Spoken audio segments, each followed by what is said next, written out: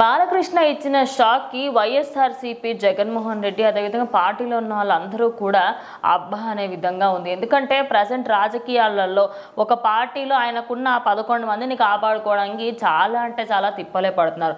అందులో కాస్త ఇంకా కార్పొరేటర్లు అదేవిధంగా ఎవరైతే సర్పంచులు వీళ్ళందరూ వాళ్ళందరూ పక్క పార్టీలోకి వెళ్ళిపోవడం ఇది రోజు జరుగుతున్నదని అనుకోవచ్చు. ఒకనొక టైంలో ఇంద్రజ పార్టీ ఎప్పుడైతే ఇంకా భూస్థాపితం అయిపోతుందనే టైంలో తాను మాత్రం టీడీపీలో వచ్చి జాయిన్ అయ్యి ప్రజెంట్ హిందూపురానికి సంబంధించి చైర్పర్సన్గా అయితే ఎన్నుకోవడం జరిగింది. కార్పొరేట్ ఎన్నికలు మనం జరిగినప్పుడు పంచాయతీ అదేవిధంగా వాటి అన్నిట్లలో కూడా తనకంటూ ఒక మంచి అగ్రస్థానం అయితే ఇచ్చారు. సో దాని గురించి మీరేమంటారు?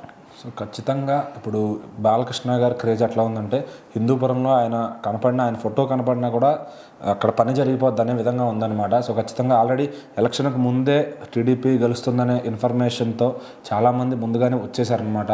సో ఆ తర్వాత చాలామంది ఎక్స్పెక్ట్ చేయలేదు మళ్ళీ టీడీపీ రంగంలోకి వస్తుంది, పూర్తిగా అయిపోయింది అనుకున్నారు. మళ్ళీ అటు పూర్తిగా వైసీపీని అంతం చేసి టీడీపీ కూటమి ఏదైతే ఉందో అది చక్కగా స్టేట్ మొత్తం వచ్చిందనమాట. ఆ తర్వాత ఇప్పుడు లో లెవెల్ ఎవరైతే కార్పొరేటర్లు కానీ చైర్పర్సన్లు కానీ ఎవరైతే ఉంటారో ఆ పదవుల కోసం పోటీ చేసేవాళ్ళు కానీ వాళ్ళందరూ వాళ్ళ ఓటర్స్తోనే ఖచ్చితంగా ఇటు బాలయ్య గారి సమక్షంలో ఆయన దగ్గర చేరడం, అట్లానే ఆ శాల్వా కప్పించుకుని అఫీషియల్గా పార్టీలో సభ్యత్వాలు తీసుకోవడం ఇదంతా చేస్తున్నారు అనమాట. సో ఖచ్చితంగా ఇట్లా గెలిచిన తర్వాత అయితే నాకు తెలిసి దగ్గర ఆయన హిందూపురం వెళ్ళిన ప్రతిరోజు కూడా ఎన్ని రోజులు అక్కడ ఉంటే అన్ని రోజులు ఎవరో ఒకరు చేరుతూనే ఉన్నారు ఖచ్చితంగా. సో ఇప్పుడు ఎందుకంటే ఎవరికి వాళ్ళకి బతకాలి, ఈ 5 ఏళ్ళు ఎలాగోలా బతకాలి అని ఉంటుంది కదా. సో ఆ బతకాలి అనే ఇదితో ఆ పార్టీని వదిలేసి ఈ పార్టీకి వస్తూ ఉంటారు. డబ్బులు రొటేషన్ అవ్వాలన్నా ఏదన్నా కానీ వాళ్ళ స్వలాభం కోసం ఖచ్చితంగా వాళ్ళ ఓటర్లందరినీ కూడా గొర్రెల్లాగా తీసుకొచ్చి ఇటు పార్టీలోకి మారుస్తూ ఉంటారనమాట. కానీ ఇప్పుడు టీడీపీ ఫేవర్ అంతా ఫుల్గా ఉంది కాబట్టి అందరూ కూడా అటు సైడే మారిపోతున్నారు. బట్ పై లెవెల్లో ఖచ్చితంగా ఎవరైతే మారుతున్నారో ఆ పార్టీ నుంచి వచ్చిన వాళ్ళని ఎక్కడ పెట్టాలో అక్కడే పెడతారు. ఎందుకంటే సో ఖచ్చితంగా వాళ్ళని సంకనెక్కించుకునే పద్ధతి అయితే ఎవరు చేయరు. ఎందుకంటే ఇప్పుడు మళ్ళీ ఇవాళ మారిన వాడు రేపు ఇంకో పార్టీలోకి మారిపోవచ్చు. ఖచ్చితంగా మొదటి నుంచి ఎవరైతే ఒక పార్టీని నమ్ముకుని ఉంటారో వాళ్ళకి మాత్రమే అది 100% వాల్యూ ఉంటుంది, అది ఏ పార్టీలో అయినా సరే.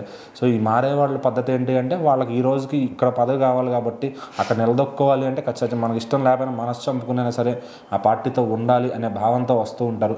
సో వాళ్ళంతా ఖచ్చితంగా ఏనాటికన్నా మళ్ళీ గాలికి ఎగిరిపోయాయి అనమాట.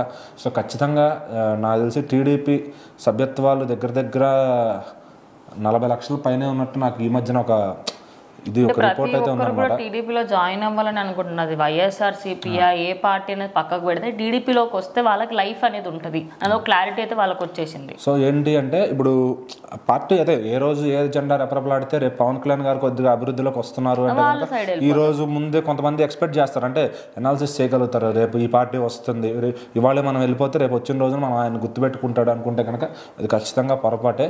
10 ఏళ్ల క్రితం నుంచి ఆయన ఎవరైతే పవన్ కళ్యాణ్ గారిని వదలకుండా ఇప్పుడు నారా లోకేష్ గారు ఉన్నారు టీడీపీలో, ఆయన ఎవరైతే వదలకుండా ఉంటారో ఖచ్చితంగా వాళ్ళకి భవిష్యత్తు అనేది ఎప్పుడూ ఉంటుంది. ఎందుకంటే ఈరోజు గాలి ఇటు ఉంది కదా అని ఇటు వస్తే మళ్ళీ రేపు గాలి అటు వెళ్తే అటు ఎగిరిపోతాయి అనమాట, ఈ ఆకులు లాంటివి అనమాట పార్టీలో. సో వీళ్ళని ఎవరు కూడా ఎంత వచ్చినా కూడా వాళ్ళకి ఆ టైంలో రెస్పెక్ట్ ఉంటుంది, బట్ తర్వాత ఎగిరిపోతారని అది నాయకులకు కూడా తెలుసు. కాబట్టి వాళ్ళు నీట్గా అభిమానంతో పార్టీలోకి తెచ్చుకుంటారు, కానీ ఎక్కడ ఉంచాలో అక్కడే ఉంచుతారు. సో పార్టీ మళ్ళీ మారే అవకాశం ఉంది కాబట్టి వాళ్ళు ఎంతకాలం ఉంటారో అంతకాలం ఉండి ఈ పార్టీలో ఏం తినాలని ఉంటారు తిని ఇంకా జనాలు కూడా అలవాటు పడిపోయారు అనమాట. ఇప్పుడు వీళ్ళు ఎలా పని అవ్వాలంటే వీళ్ళు తింటారు ఖచ్చితంగా రూపాయి అనేది. సో అందరూ అధ్యక్షుడిలాగాను లేదంటే అట్లా నిజాయితీగా ఉండాలని లేదు. సో వీళ్ళ వల్ల కూడా పార్టీకి బ్యాడ్ నేమ్ వచ్చే ఛాన్స్ ఉంది. ఆ కోణంలో కూడా ఆలోచించాలి. వచ్చారు కదా అని చెప్పి ఎక్కువ మనకు మంది పెరుగుతున్నారు అనుకుంటే మన సీక్రెట్స్ బయటకు కూడా లీక్ అయ్యి ఇప్పుడు పార్టీ కంటూ కొన్ని సీక్రెట్స్ ఉంటాయి, అవి కూడా లీక్ అయ్యే ప్రమాదం ఉంది. సో ఖచ్చితంగా బాలకృష్ణ గారు అయితే అలాంటి వాళ్ళకి అసలు తల ఉంచడం అనమాట ఖచ్చితంగా. సో హిందూపురంలో ఆయనతో ఎవరున్నారు, ఆయన కోసం ఎవరున్నారు అనేది ఆయన 15 ఏళ్ళుగా చూస్తూ ఉన్నాడు కాబట్టి ఆయన పక్కన ఉంచుకునే వాళ్ళు ఆయన ఖచ్చితంగా చంకనెక్కించుకుంటారు, మిగిలిన వాళ్ళు పక్కనే పెడతారు.